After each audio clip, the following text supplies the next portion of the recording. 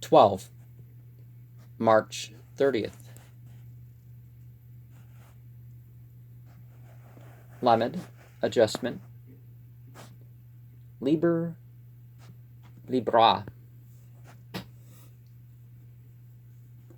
Learn first, O thou who aspirest unto our ancient order, that equilibrium is the basis of the work. If thou thyself hast not a surer foundation, whereon wilt thou stand to direct the forces of nature?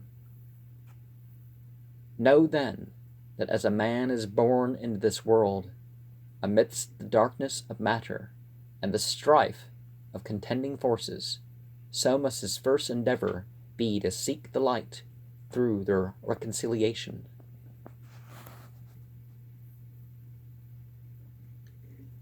Thou, then, who hast trials and troubles, rejoice because of them, for in them is strength, and by their means is a pathway opened unto that light.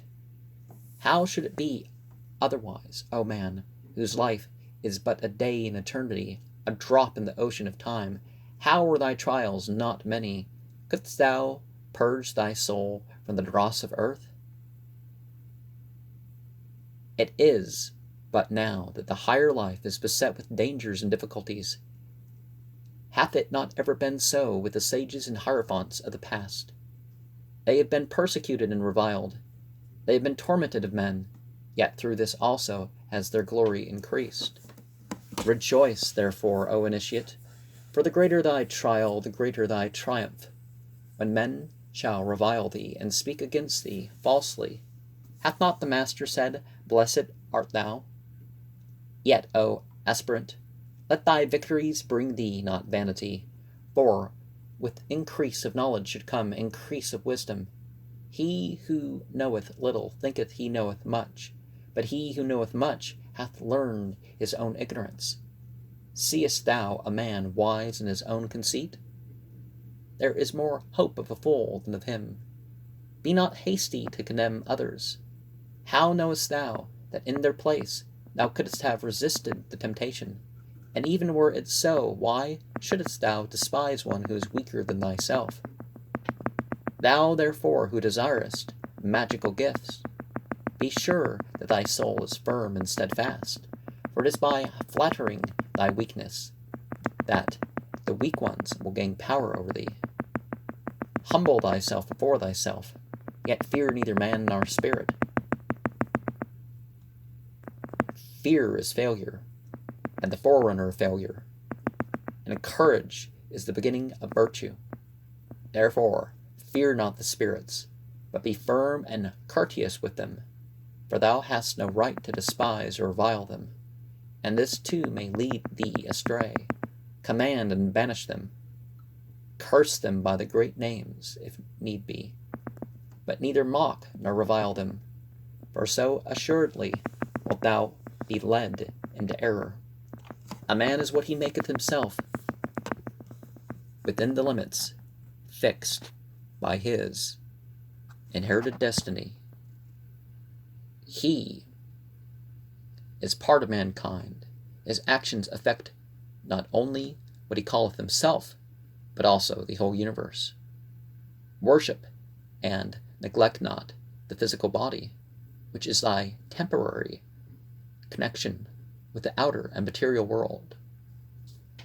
Therefore let thy mental equilibrium be above disturbance by material effects. Strengthen and control the animal passions. Discipline the emotions and the reason. Nourish the higher aspirations. Do good unto others for its own sake, not for reward, not for gratitude from them, not for sympathy. If thou art generous, thou wilt not long for thine ears to be tickled by expressions of gratitude. Remember that unbalanced force is evil, that unbalanced severity is but cruelty and oppression.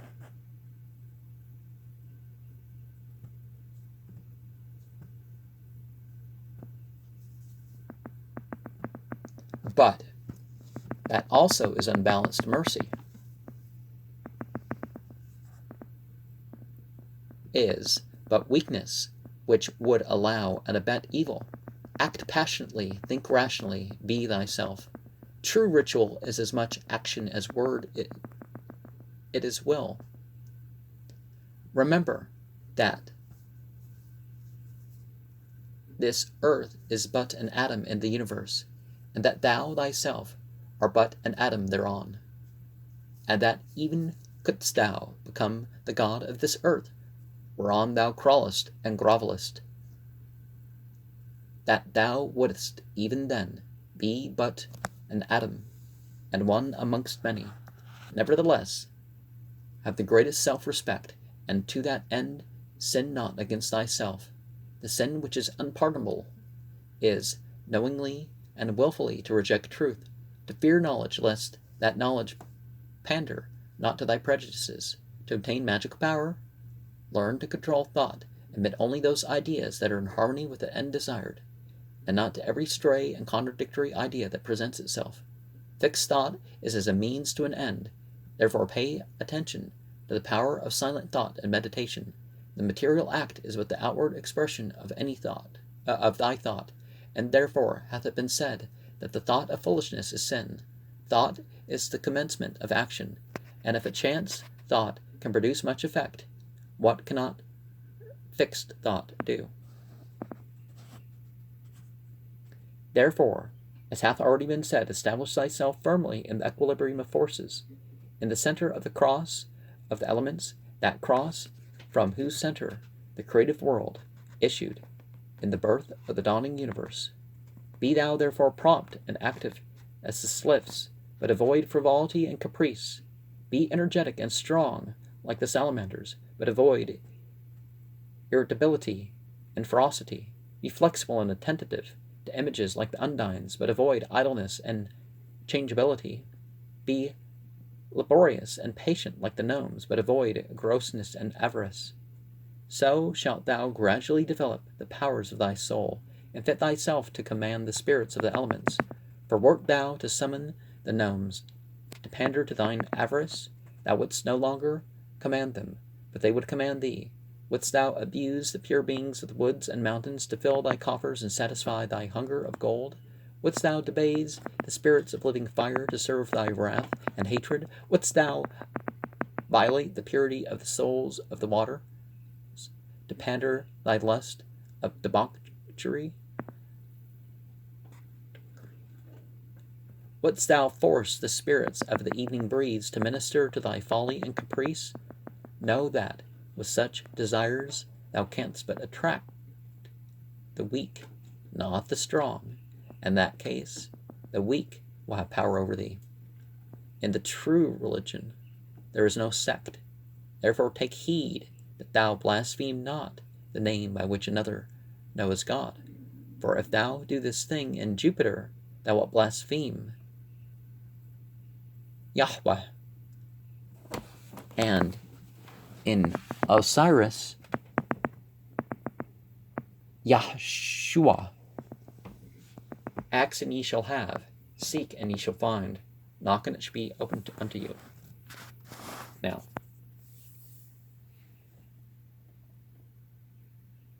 Yahusha and Yahashua are not the same as Jesus or something like that. But the theme, it makes a point. Even if people aren't being true, they tend to intend to be true, so they're metaphorically referring to something. But see the different forms there, beginning and the end. We have here the fact that it's not that you don't judge, it's you want a judgment beyond, your perception. Of course, there's slits in the eyes, so he does have perception. But it's not about his face anymore. It's not about his personality. He's judging beyond that.